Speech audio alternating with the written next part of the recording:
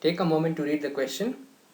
So we have to find out the value of this definite integral. How do we do this question? So first of all, let us write down the given integral. Now we can divide x squared plus 2 by x cubed to write down this integral in this form. Now let's call this integral as I. So we can integrate the two parts here and then add the results. So the first part is the integral of 1 by x cos x dx from pi to 2 pi. Now how do we integrate this? Well, we can integrate this by parts, and we can take 1 by x as the first function and cos x as the second function. So we get this minus this expression. Now let us keep the second part as it is without integrating it. For the second part of I, we can write it down in this form.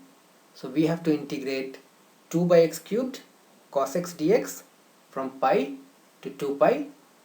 Over here we will take cos x as the first function and 2 by x cubed as the second function.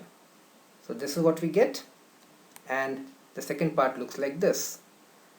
So now when we have these two lines, you can see that the second parts would cancel out if we added these two lines. So that's exactly what we are going to do next. So on adding the two lines, we find that I is equal to the sum of these two expressions. Now we have to evaluate the first one and also the second one.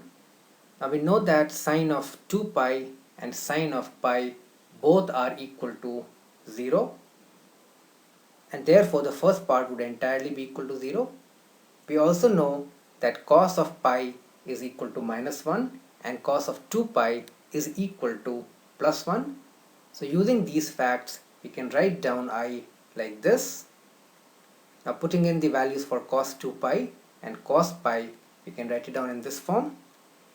On simplification, this is just equal to minus 5 by 4 pi squared. Therefore the correct answer is option A.